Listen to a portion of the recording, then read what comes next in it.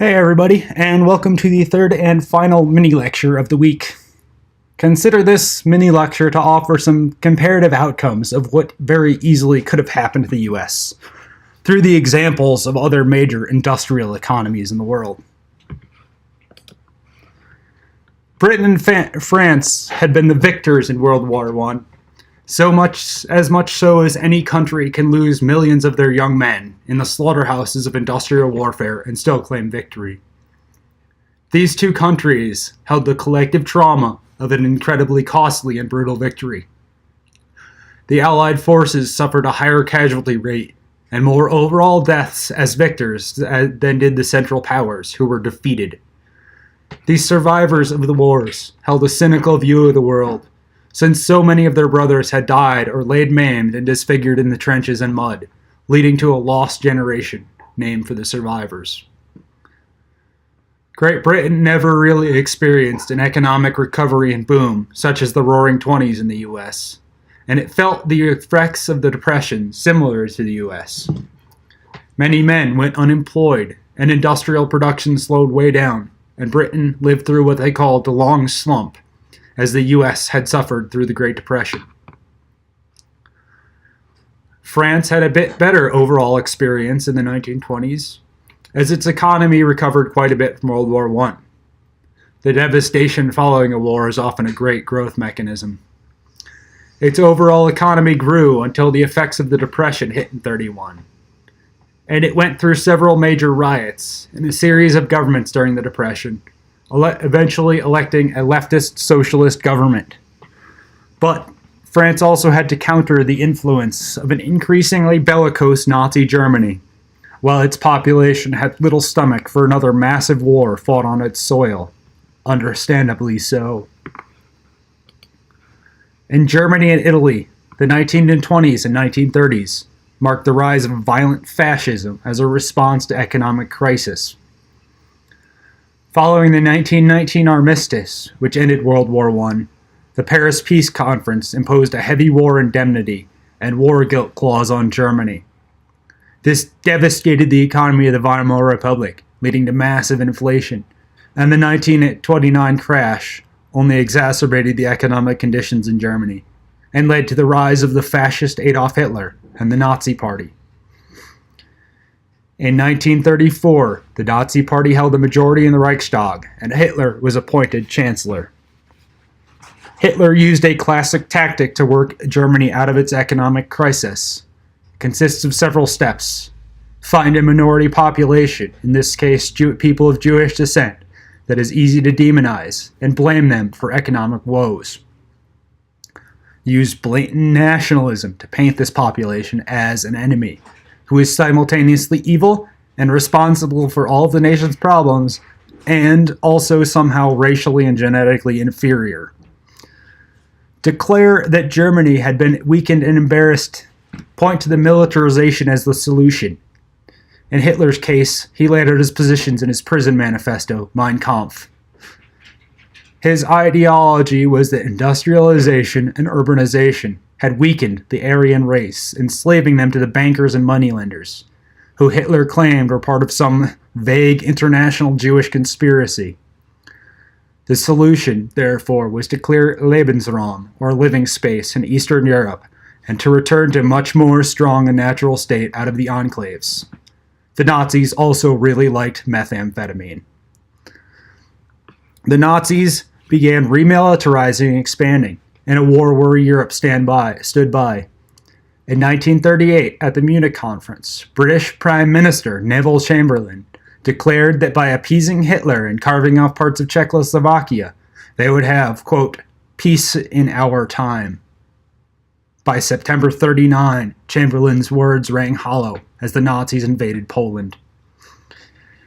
Italy had also gone to fascism in 1922 with the election of Benito Mussolini. Italian fascism had many similar characteristics to Nazi Germany, and Mussolini proposed that Italy was the heir to Roman civilization. They hoped to expand Italy's territories and influences throughout the Mediterranean and into northern Africa, as seen in their attempted colonization of Ethiopia, which involved aerial attacks and nerve gas. Industry was organized along corporatist lines, where major corporations and governments merged and worked to militarize the nation.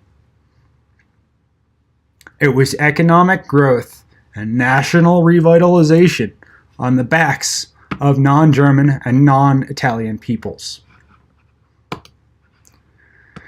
The Soviet Union also managed to skip the worst of the Depression by a series of 5-year plans that involved rapid industrialization, the collectivization of agriculture, and starving roughly 12 million peasants to death.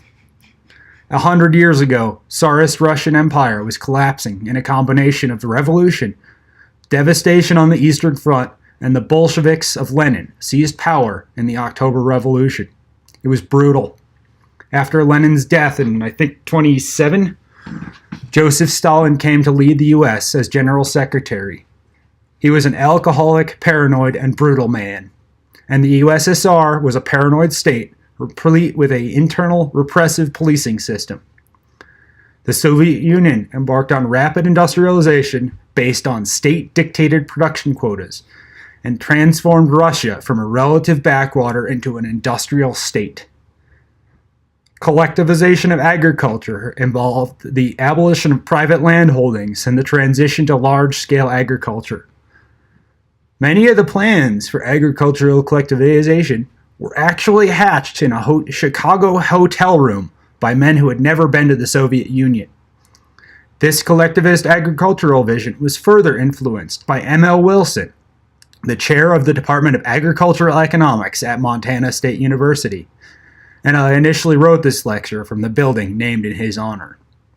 However, Wilson could never have seen the horrors of collectivization, as people starved, as families reported on one another to the secret police, and as other atrocities gripped the land.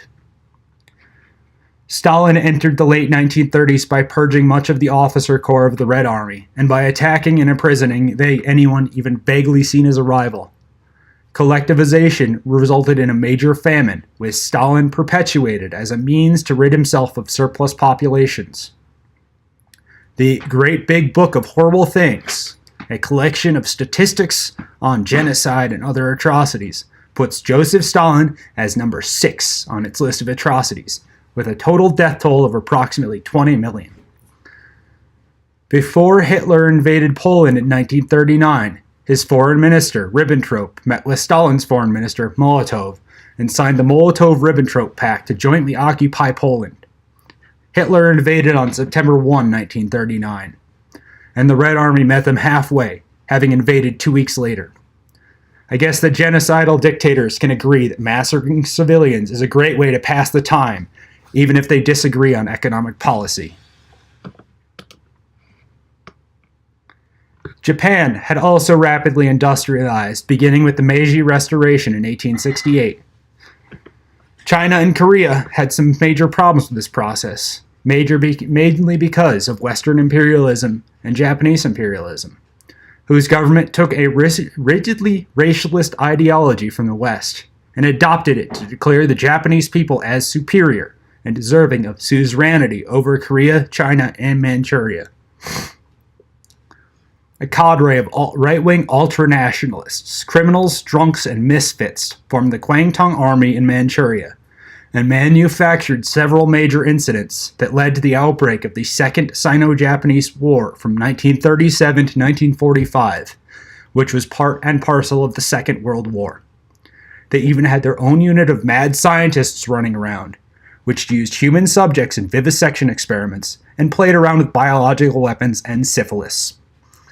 Additionally, Japanese had been through an informal imperial contest with the United States in the Pacific through decades. The 1905 Russo-Japanese War cemented Japan as a world power, and it led to the colonization of Korea and Manchuria. During World War I, Japan joined the Allied forces, but was largely excluded from the Paris Peace Conference, largely due to the racism of the great powers. A 1922 treaty limited the size of the Japanese Navy, and further restrictions on Japanese steel and oil imports followed, which really limited the size and scope of their navy, and as an island power, that was crucial to their empire and success. In 1931, the Kwangtung Army created the Mukden Bridge incident and expanded the Japanese presence in Manchuria, declaring it a puppet state and renaming it Manchukuo. And in 1937, World War II begins in the Pacific Rim, with the Second Sino-Japanese War beginning and the spread of the Japanese Empire into China and into other Pacific Rim areas. All right, folks, I think you hopefully have a reasonably good idea of the chaos that was the 1930s. I could have talked about a lot of other areas, but I decided not to in the interest of brevity and, not too much atrocity in 10 minutes. I'll see you in the forums. That was really good.